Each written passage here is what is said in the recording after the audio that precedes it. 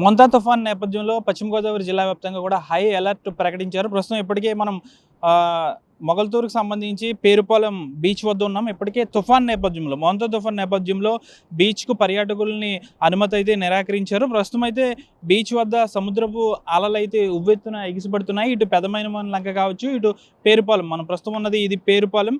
ఇక్కడ నిత్యం కూడా వందలాది సంఖ్యలో బీచ్కి వస్తూ ఉంటారు. కార్తీక మాసం కావడంతో ఈరోజు సోమవారం కావడంతో భక్తులు పుణ్యస్నానాలు ఆచరించేందుకు సాధారణంగా ఎక్కువ మంది వస్తుంటారు. కానీ తుఫాన్ నేపథ్యంలో ఈరోజు ఇక్కడ పుణ్యస్నానాలను కూడా నిలిపివేసిన పరిస్థితి కూడా నెలకొంది. ప్రస్తుతానికైతే ఇక్కడ జిల్లా వ్యాప్తంగా కూడా సముద్ర తీర ప్రాంతం ఏదైతే ఉందో సముద్ర తీర ప్రాంతం ఇటు పేరుపాలెం కావచ్చు, పెదమైన లంక, చిన్నమైన లంకతో పాటు మిగిలిన తీర ప్రాంతం అంతా కూడా హై అలర్ట్ ప్రకటించారు. మనం చూసుకోవచ్చు పోలీసు పహారా నడుమ తీర ప్రాంతాలు అనేవి ఉన్నాయనే చెప్పొచ్చు. ప్రస్తుతానికైతే ఎవరిని కూడా పర్యాటకుల్ని ఇక్కడికి రానివ్వడం లేదని చెప్పాలి. ఎందుకంటే ఇక్కడ పరిస్థితి బాగాలేదు కాబట్టి ప్రస్తుతం అయితే దీనికి సంబంధించి పోలీస్ అధికారులు కూడా ఎప్పటికప్పుడు ఈ బీచ్ వద్ద పర్యవేక్షణ అయితే చేపడుతున్నారు. బీచ్ వద్దకు ఎవరిని పర్యాటకులను కూడా అనుమతించిన పరిస్థితి కూడా నెలకొంది. ఇంకా 3 రోజులు కూడా ఇదే విధంగా వాతావరణం ఇదే విధంగా ఉంటుంది కాబట్టి బీచ్ వద్దకు ఎవరిని కూడా అనుమతించట్లేదు. ప్రస్తుతం పోలీస్ అధికారులు ఉన్నారు, వారితో మాట్లాడదాం. సార్, ఎటువంటి భద్రతా ప్రమాణాలు ఇక్కడ పాటిస్తున్నారు? ఇంకా ఎన్ని రోజులు బీచ్లోకి పర్యాటకులను అనుమతించారు? ప్రికాషన్ మెజర్స్ అయితే పూర్తిగా తీసుకున్నామండి. బీచ్లో ఎవరు రానివ్వట్లేదు. 3 అప్రోచ్ రోడ్స్ ఉన్నాయి, 3 అప్రోచ్ రోడ్స్ కూడా ఆపాము.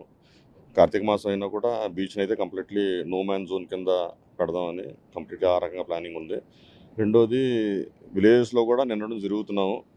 ఏమన్నా అటువంటిది వస్తే ఇమీడియట్లీ వాళ్ళు వికెట్ చేసి సైక్లోన్ సెంటర్స్లోకి వెళ్ళేలాగా 30వ తారీఖు వరకు ఇదే ఇన్స్ట్రక్షన్స్ ఉన్నాయి. 29th వరకు పక్కాగా ఉన్నాయి ఇన్స్ట్రక్షన్స్ మాకు. బీచ్కి పబ్లిక్ని వీళ్ళంత వరకు రానివద్దు అన్నట్టు. తీరం దాటే సమయంలో పెద్ద ఎత్తున గాలులు వీచే అవకాశం ఉంది. ఇక్కడ ప్రజలు కూడా ఇబ్బందులు పడతారు కాబట్టి వారికి ఏమైనా పునరావాస కేంద్రాలు ఏమైనా ఏర్పాటు?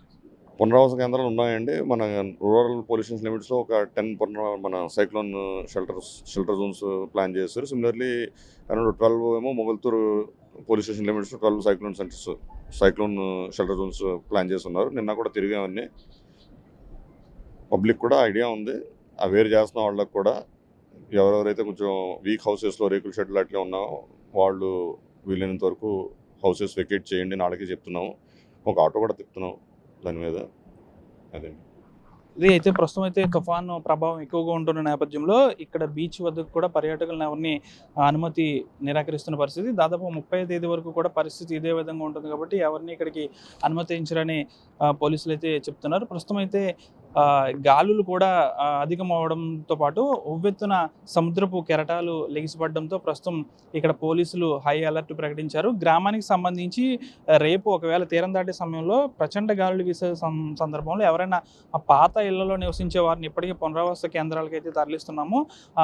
చాలా వరకు కూడా మొత్తం అన్ని పర్యవేక్షణ ఏర్పాటు చేసాము. ప్రస్తుతానికి ఇక్కడ పరిస్థితి బాగానే ఉన్నప్పటికీ కూడా ఈరోజు సాయంత్రానికి పరిస్థితి మారితే కనుక రేపు ఇంకా పునరావాస కేంద్రాలు పెంచి మిగిలిన వాళ్ళు కూడా పునరావాస కేంద్రాలకు తరలించి ఏర్పాట్లు చేస్తామని అయితే పోలీసు అధికారులు చెప్తున్నారు. ఏమైనప్పటికీ కూడా పేరుపాలెం బీచ్కి సంబంధించి ఎవరిని పర్యాటకులను అనుమతించట్లేదు. పెద్ద ఎత్తున అయితే పోలీసు పహారా అనేది పేరుపాలెం బీచ్లో ఏర్పాటు చేశారని చెప్పాలి.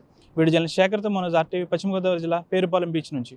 తెలుగులో న్యూస్ కి ఫాస్టెస్ట్ యాప్ ఇప్పుడు టోటల్లీ న్యూ అవతార్లో జస్ట్ 5 seconds లో కంప్లీట్ న్యూస్. సోషల్ మీడియాలో ట్రెండ్స్ కి one stop solution. Live TV app voice search option తో ఇప్పుడే డౌన్లోడ్ చేయండి లేదా అప్డేట్ అయిపోండి. యాప్ లింక్ డిస్క్రిప్షన్ లో ఉంది.